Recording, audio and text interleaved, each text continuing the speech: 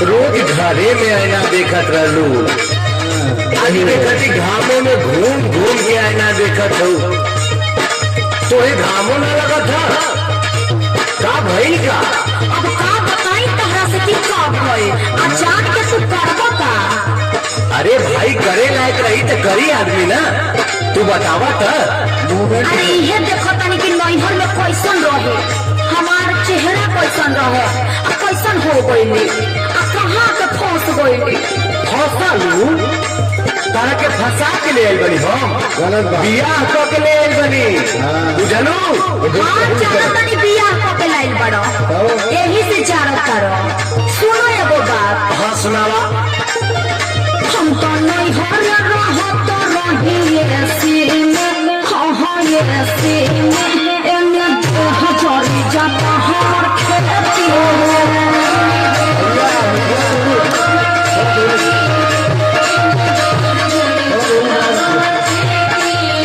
हम तो नैहर रहो तो रही ऐसी में, हाँ ऐसी में एने हजारी जाता हमार खेती।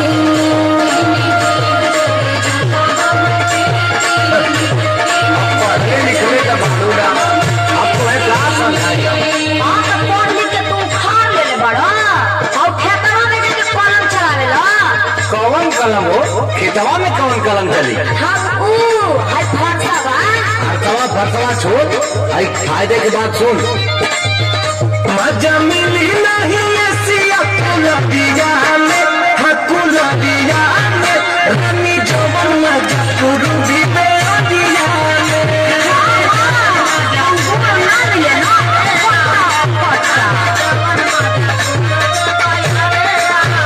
मजा मिली नहीं ऐसी कुलबिया में, कुलबिया में रानी जवन मजा गुरु भी बेदिया में।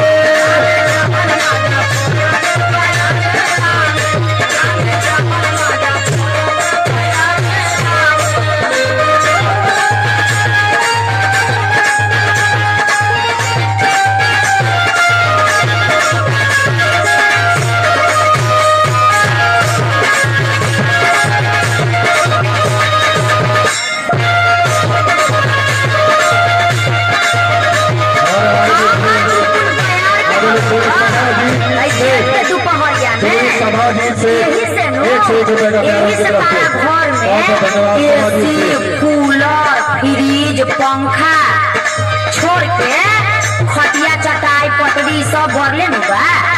अरे कितना बड़का सुविधा बा। आ सुना तनी हमार नैहर के सुना।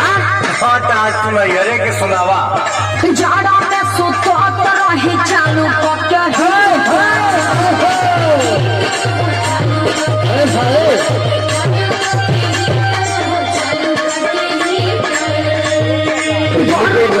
ठंडा पियत रही दूध लीटर।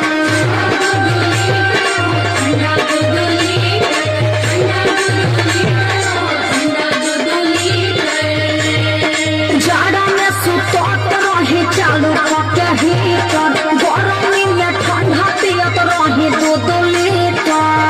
धइल कजुआ बादाम रहे पेटी में, धइल कजुआ बादाम रहे पेटी में, पेटी में एने हजारी जाता हमर खेती।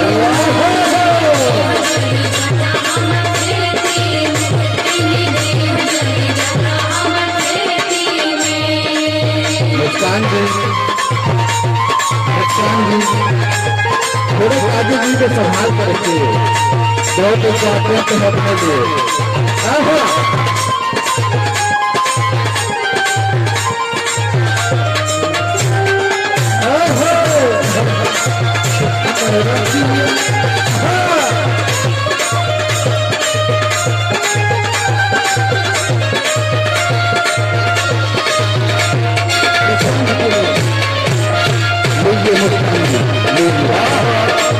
आराम के ठीक लगेला, आराम करा डॉक्टर अपन काम करी। ऐसे में कहलू एडीएम की चक्कर आवा था, हमारा गोड़ खराब था, एडीएम गिर जा, ये सब आरामे के दिन आओ। अच्छा तो हमारी तबीयत खराब होला तो तुम्हारा अरे मजा हम का ले, मजा तो डॉक्टरवा लेला ना। खाई के मोटाई ना काम कुछो पाइलू।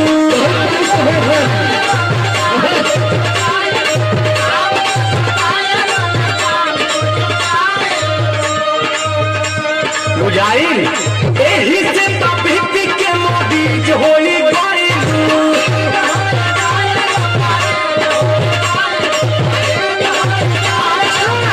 एक बार दो बार डॉक्टर से का दिखा दे तहर फाटे शुरू। अरे अरे का फाटे गए?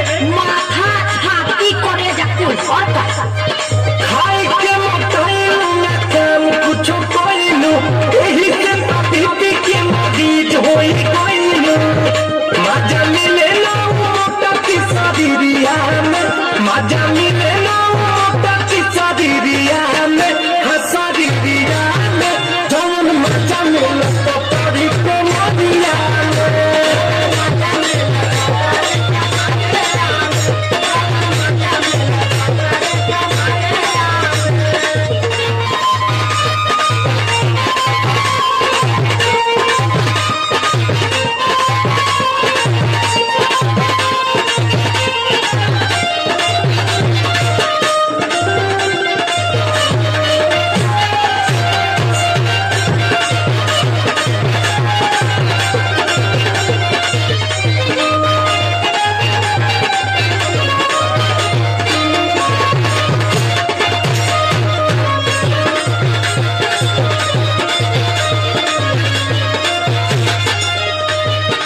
अच्छा तो तहरा पकड़ी पकड़िया वाली चाहिए। सुगम यादव। ताकि ये तो ढूंढत सुगम यादव।